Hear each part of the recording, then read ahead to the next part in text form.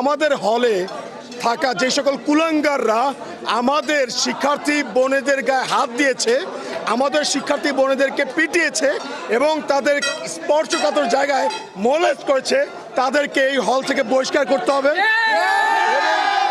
যত ছাত্র আছে যারা এখন এখানে ছাত্র না, তাদেরকে এখান থেকে বের করে দিতে হবে এবং হলে কোনো রকম সন্ত্রাস লীগ, সন্ত্রাস দল, কোনো শিবির, বাম, কোনো দলীয় রাজনীতি চলবে না।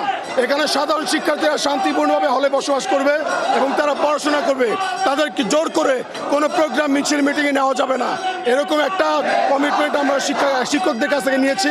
তারা সাইন করেছে, যে তারা বলেছে যে তারা আমাদের সাথে একমত এবং তারা স্টেপ নিবে।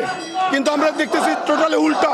আমরা এখানে আছি, অবস্থান করছি, কিন্তু বাইরে আপনারা দেখেছেন যে সব পুলিশরা মার্চ করছে আমাদেরকে ভিতরে রেখে। আমাদের প্রফেসর সকল শিক্ষার্থীরা বলছে, আমাকে যদিও বলেছে যে তিনি কিছু করবেন না, তিনি আশ্বস্ত করেছেন যে পুলিশ ভিতরে পাঠাবেন না, কিন্তু আমরা দেখেছি পুলিশ ভিতরে ঢুকেছে, মার্চ করে এই পর্যন্ত এসেছে।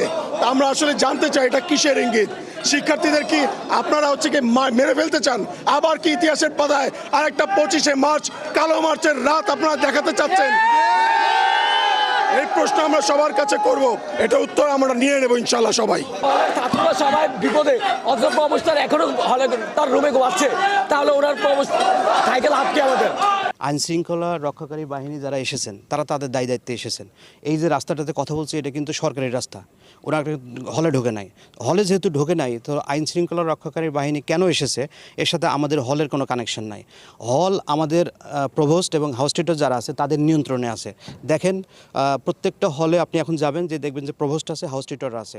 তাদের হলের যারা আবাসিক ছাত্র, যাদের কার্ড আছে, বৈধ ছাত্র, তারা কিন্তু হলে অবস্থান করছে। কোনো জায়গা থেকে একটি তথ্য পাবেন না যে হলগুলোতে ছাত্রদেরকে নিপীড়ন করা হয়েছে।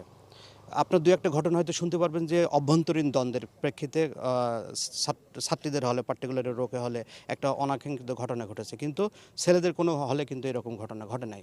হলগুলো একেবারে নিয়ন্ত্রণ আছে। ইউজিসি যে প্রজ্ঞাপন দিয়েছে, সেই প্রজ্ঞাপনের সাথে ঢাকা বিশ্ববিদ্যালয়ের সম্পৃক্ততা নাই। ঢাকা বিশ্ববিদ্যালয় 73-এর অধ্যাদেশে চলে।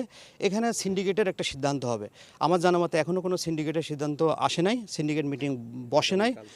মাননীয় উপাচার্যের নেতৃত্বে সিন্ডিকেট মিটিংয়ে যে সিদ্ধান্ত আসবে, সেই সিদ্ধান্তই আমরা ইমপ্লিমেন্ট করব।